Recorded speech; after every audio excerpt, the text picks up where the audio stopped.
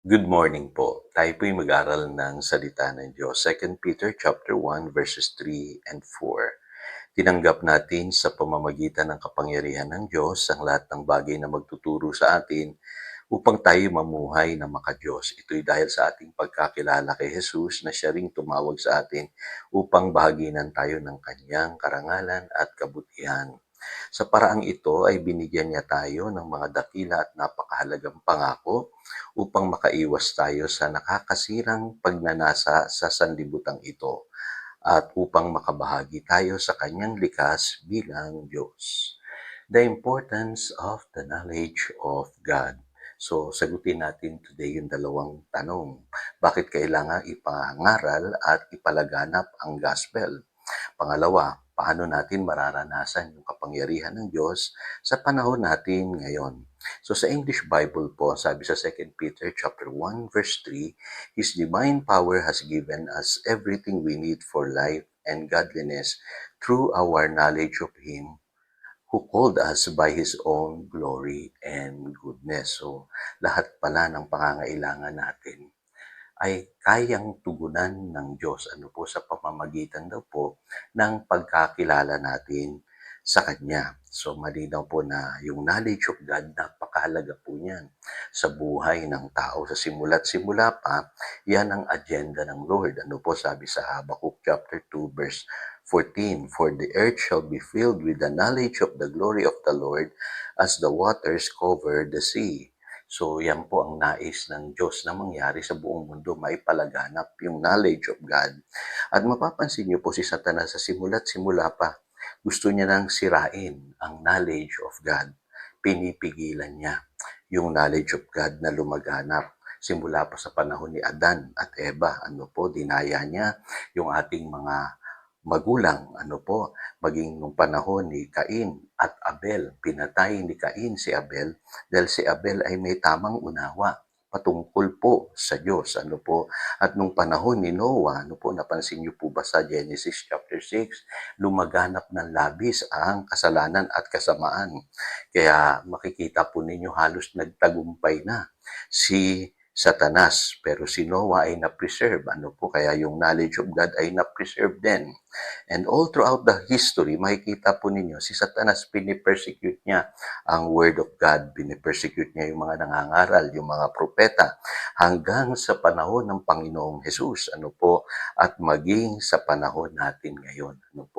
Maraming mga evil leaders na nais na sirain ang Biblia, pigilan ang pagpapalaganap ng mabuting balita. Kaya hindi po aksidente na nangyari yan sa ating kasaysayan.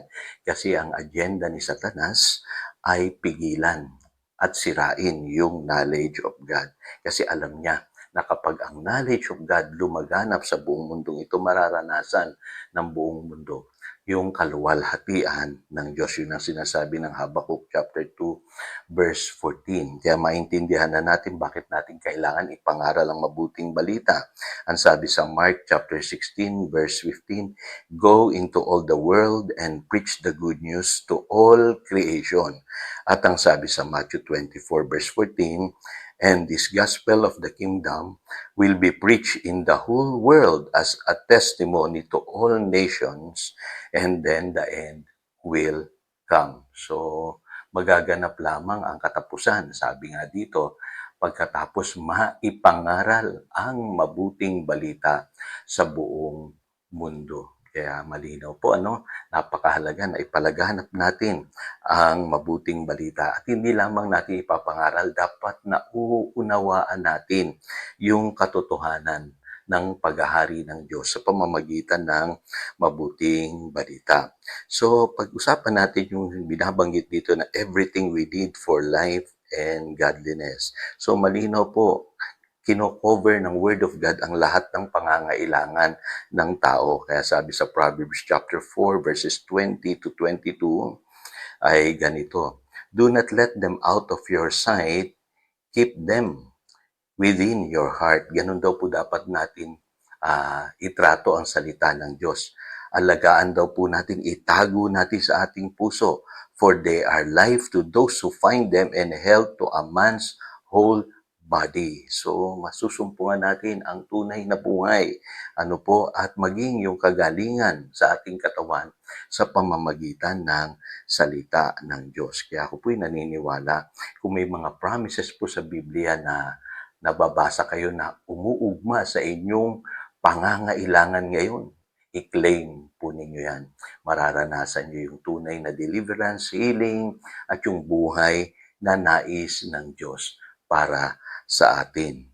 At ang sabi rin diyan sa 2 Peter chapter 1 verse 4, through this He has given us His great and precious promises so that through them you may participate in the divine nature. Ano po ba yung divine nature na binabanggit diyan na dapat maranasan natin? Ano po? Yan yung sinasabi sa John chapter 1 verse 12 na dapat po ma-experience natin yung ating full privilege as sons of God.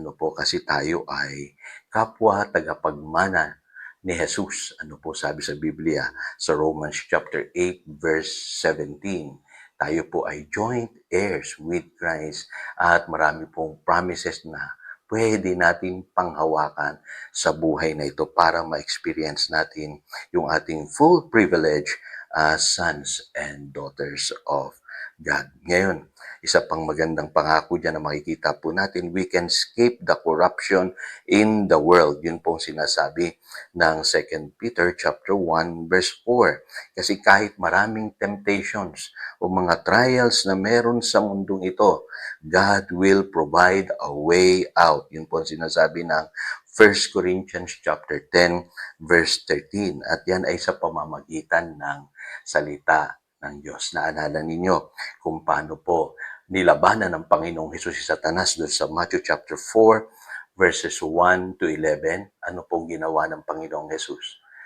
Kino-quote niya po yung salita ng Diyos. Lagi niyang sinasabi yung it is written. It is written. Kaya kung dumadaan ka sa iba't ibang uri ng problema, pagsubok, kailangan may alam kang salita ng Diyos, kapatid, para sasabihin mo kay Satanas, it is written.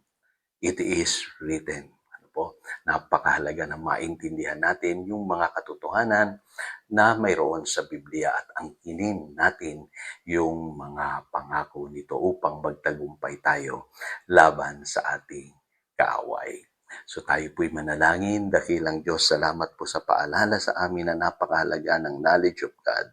At dalangin namin na maipalaganap namin ito, maipaliwanag namin sa aming mga anak, sa aming mga kamag-anak, sa lahat ng kakilala namin upang maraming tao ang makaranas ng kaligtasan at ang kanilang buhay ay mabago, mapalaya sa kapangyarihan ng kaaway. Naniniwala kami, Panginoon, nakabahagi kami ng iyo pong agenda na ipalaganap ang mabuting balita sa buong mundo upang maranasan namin yung sinasabi sa Habakkuk chapter 2 verse 14, for the earth shall be filled with the knowledge of the glory of the Lord as the waters cover the sea. Salamat, Panginoon. Inaangkin namin yan. In Jesus' name we pray. Amen. Again, ito si Pastor Jojo, nagpapaalala upang daluyan tayo ng pagpapala. Manatili tayo sa kanyang salita. Good morning.